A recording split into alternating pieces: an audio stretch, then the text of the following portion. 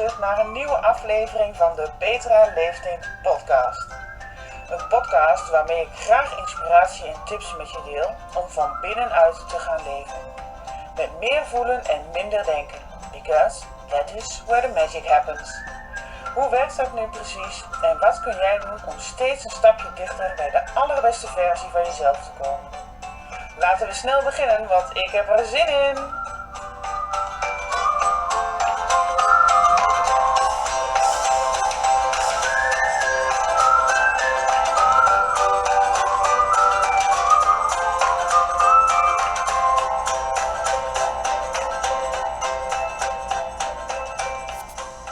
Ja, nou daar zijn we weer en het is weer zo'n dag. Het is nu aan het einde van de dag dat ik deze podcast opneem en dat ik eindelijk op de bank zit en dat ik denk, even rust. Ken je dat ook wel, dat je zo'n dag hebt dat je echt alleen maar het gevoel hebt dat je aan het rennen, vliegen, springen aan één stuk door en geen moment rust hebt. Nou, ik heb vaker van die dagen, maar vandaag was ook zo'n dag. Dat ik echt dacht van, oh help, komt er nog een eind aan. Zoals jullie weten sta ik ook voor de klas in het praktijkonderwijs. En dat zijn dan leerlingen die wat leerproblemen hebben. En sommige leerlingen wat gedragsproblematiek hebben. En nou, vandaag was het dan weer zo'n dag dat je denkt van, nou, volgens mij hebben we afspraken met elkaar gemaakt. Maar die afspraken kan ik net zo goed ergens achter het behang plakken, want ze worden toch niet nageleefd. En dan heb ik al zo, weet je wel, zo'n gevoel dat ik dan constant achter mezelf aan het aanvangen ben. Ik word daar dan heel erg, ja, hoe moet ik dat zeggen, heel erg toet. En dan heb ik heb dan in ieder geval het gevoel dat ik dan heel hard moet werken om te zorgen dat ik alles op orde heb. Dat ik orde heb in mijn klas, dat ik een goede les draai, dat de leerlingen luisteren, dat de leerlingen zich prettig voelen, dat ze iets opsteken van wat ik zeg. En ja, als het dan zo'n dag is, dan ben ik dus eigenlijk heel erg druk om te zorgen dat het allemaal goed loopt en dat het allemaal perfect gaat zoals, nou ja, Kareltje, mijn ego, denkt dat het moet gaan en dat het hoort te zijn. En als ik daar dan heel druk mee ben, dan is het mooie daarin ook weer dat ik van mijn leerlingen dus gelijk weer terugkrijg van, ja, mevrouw, wat je nu allemaal aan het doen bent, ik weet het niet hoor, maar hier ga ik niet in mee. Hier begin ik niet aan. En dan gaan dus een aantal leerlingen bij mij in de klas, die gaan stuiteren. Die gaan regels overtreden. Het is nu zo dat we door corona bijvoorbeeld geen pauze mogen houden, omdat leerlingen ook 1,5 meter afstand zoveel mogelijk moeten houden. En dus dat je niet wilt dat verschillende klassen bij elkaar in een aula gaan zitten. Dus ze moeten pauze houden in de klas. Dus kun je je voorstellen dat als leerlingen 's ochtends om 7:15 op school komen en ze hebben les tot 2:45, dat ze dan de hele dag binnen zijn, dat ze dan gaan stuiteren. En dat ze dan in de pauze bijvoorbeeld echt, vandaag hadden ze bijvoorbeeld alle tafels en stoelen verplaatst. Er waren met pennen en potloden gegooid. Je bedenkt het maar, er was van alles gebeurd. En dan sta ik daar en dan denk ik, nee wat moet ik hier nou weer mee? Hoe kan ik er hier nou weer voor zorgen dat het goed gaat lopen? En als ik een instructie wil geven, dan luistert niemand. En het was echt de hele dag het gevoel dat ik achter de feiten aanliep. En dan hoor je ook heel vaak, en dan zeg ik ook wel eens tegen mezelf, weet je wel, van Peet, adem in, adem uit, adem in, adem uit, loslaten. Ja, en dan komen we bij een punt loslaten. Maar wat is dat dan eigenlijk, loslaten? Loslaten is zo'n woord wat iedereen gebruikt, weet je wel. En loslaten, en dan kan je weer door. Het wordt eigenlijk echt heel veel gebruikt, maar wat is nou loslaten in essentie? Wat betekent dat nou? Nou, voor mij betekent dat eigenlijk dat het erop neerkomt dat ik niet blijf hangen in het verleden. Dus dat ik niet maar blijf nadenken over alles wat er vandaag gebeurd is. Ik heb nu dan de hele dag gewerkt. Ik heb nog even snel boodschappen gedaan. Ik had nog even een afspraak bij de lentenspecialist. En nu zit ik aan het einde van de dag op de bank.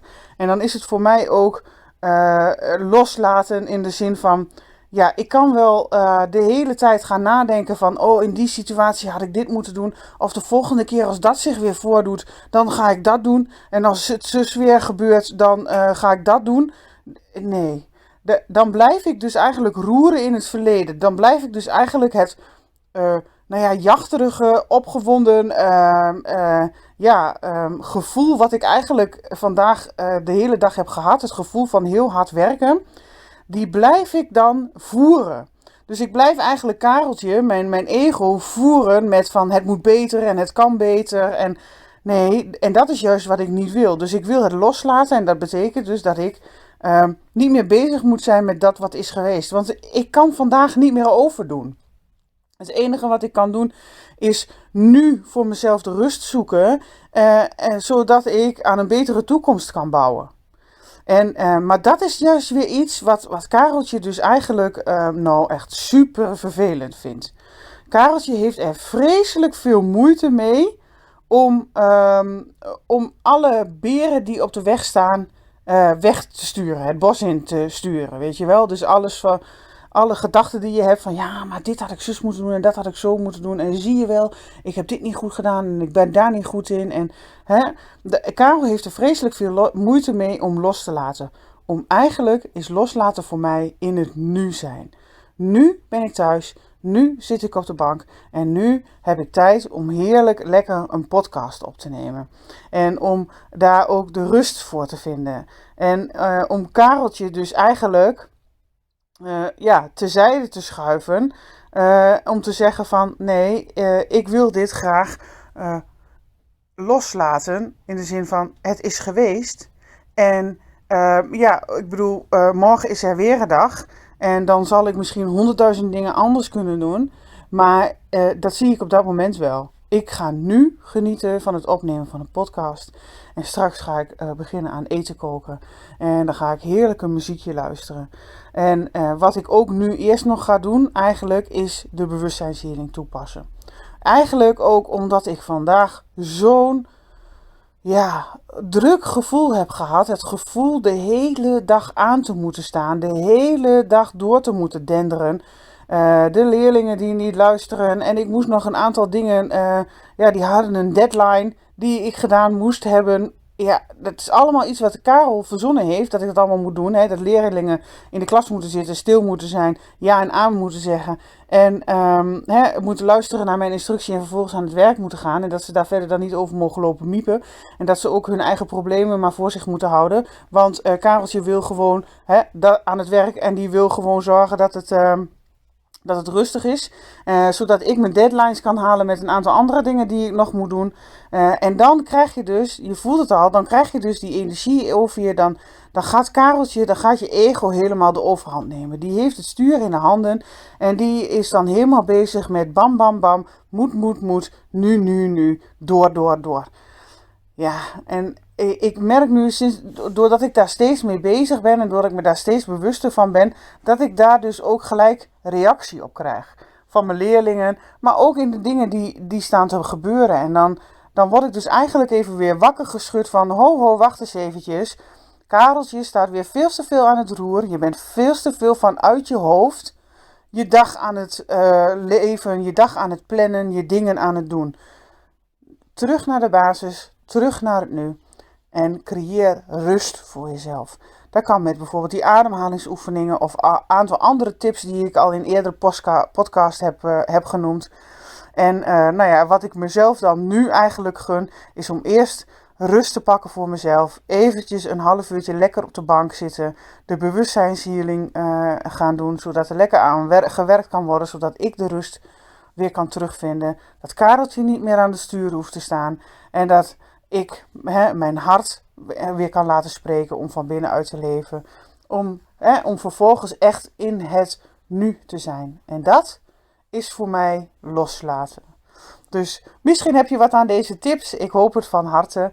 Maar loslaten is dus echt in het nu zijn. Dus ga het gewoon eens proberen. Ga het gewoon eens voor jezelf na wat er bij jou past en hoe dat voor jou is. En de bewustzijnshealing is voor mij echt een aanrader. die ga ik nu ook doen. Dus ik ga afronden. Ik wens jullie nog een hele fijne dag of avond. Ligt eraan wanneer je deze podcast luistert. Maar in ieder geval tot de volgende keer. Ja, lieve mensen, dit was hem dan alweer. Dankjewel voor het luisteren. Mocht je deze aflevering interessant hebben gevonden, laat het me weten door deze aflevering op YouTube te liken. Daarmee inspireer je anderen en ik vind het ontzettend leuk om te zien wie er allemaal luistert. Vergeet je niet te abonneren op mijn YouTube kanaal, zodat je nooit meer een aflevering hoeft te missen. En hoe meer mensen deze podcast liken, hoe meer mensen ik kan bereiken met mijn boodschap. Alvast ontzettend bedankt allemaal en tot de volgende keer!